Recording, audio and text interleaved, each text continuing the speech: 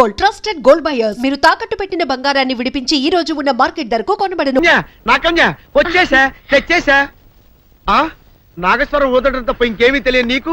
పొయ్యి ఊదే కర్మ పట్టిందా? అక్కడ ఏంటి అలా రెచ్చిపోతున్నావు? నేను తెమ్మనవి తెచ్చావా లేదా? తెచ్చానండి బాబు. ఇదిగో ముక్క, ఇదిగో చుక్క. శభాష్. సారా నా చేతికిచ్చి నా కాడు తీసుకో. కాళ్ళేంటండి బాబు, మొత్తం అన్ని బిసికేస్తాను. మంగారు మా పెళ్ళి ఎప్పుడు చేస్తారండి? అప్పుడేనా, ముందు నా కోరిక తెచ్చాలి కదా. చెప్పమా, ఆ క్షణంలో తీర్చేస్తాను. ఏముంటాయి, బల్లి బుర్రలో ఉన్న రసాన్ని 1 లీటర్ తాగాలని ఉంది. ఏంటి? ఎద్దు కన్ను, దున్నపోతు గుండె, గుర్రం నాలక ఇవన్నీ తీసుకొచ్చి శనికాల మీద వేసి రంగరించి ఉప్పు కారం జల్లి కటకముక్క మాంసం తీసుకొచ్చి దీంట్లో కలిపి ఉడికించి బటన్ అదేంటమ్మా తిమింగలం మాంసం, అదే తిమింగలం పాలతో చేసిన పాయసంతో కలిపి తింటా నా సామి రంగా. బాబు గారు అయ్యా, ఇదేం బాలేదయ్యా. ఏంటని వనిదే? ఈ బుల్లోని మరీ అంత ఏపుతుండే ఏం బాలేదు.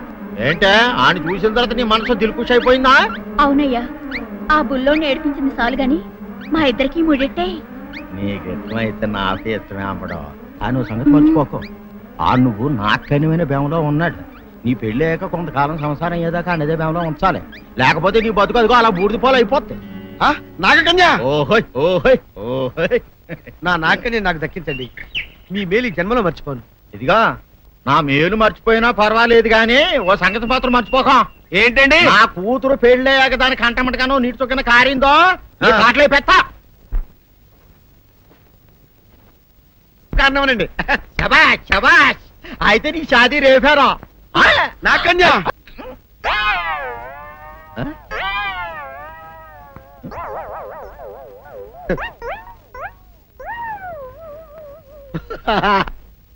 అల్లుడు గారు ఇదేంటండి, ఎవరో చచ్చిపోయినట్టు దిగాలుగా కూర్చున్నారేంటండి? మావా అల్లుడు అల్లుడు, నా బేటీకి ఏమీ కాల. 300 కప్పలు తిన్న పావులాగా నిగడ తీసుకొని పడుకొని ఉంది. చూపిస్తా పద. చూడు.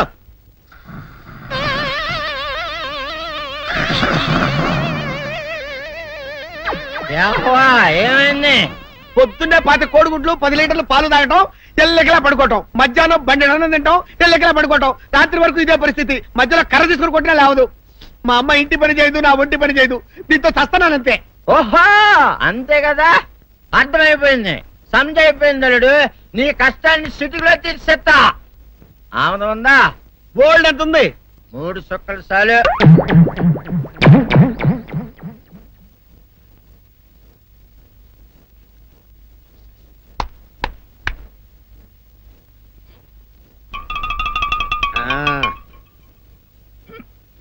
అల్లుడు చెప్పు, ఇప్పుడు ఏం పని చేయాలి? ఉదయం లేవగానే ఇల్లు వాకిలి చిమ్మి రంగవల్లులు దిద్దటం, ఇంట్లో వాళ్ళ బట్టలన్నీ ఉతకటం, వంట వార్పు చేయడం. అంతేనా? అంతే మామ, నీ మీస మీద ఒట్టు. వెంకట సుబ్బమ్మ ఉఠో, నీ కాలు అందరి మీద బయట కట్టా, బయటికి దాలో.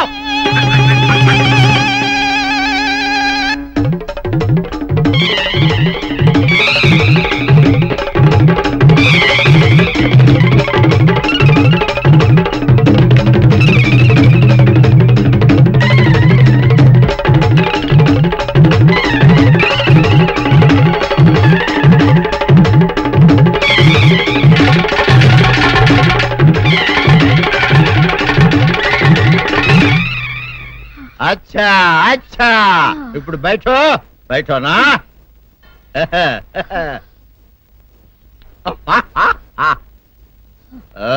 అల్లుడు ఇప్పుడు అందరికీ సంతోషమే కదా?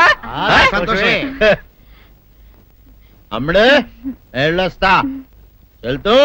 మామ నీ కూతురు ఇంటి పని అంతా శుభ్రం చేసింది.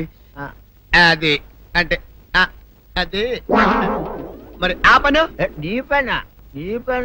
ఓహో అర్థమైంది అల్లుడు, అర్థమైంది.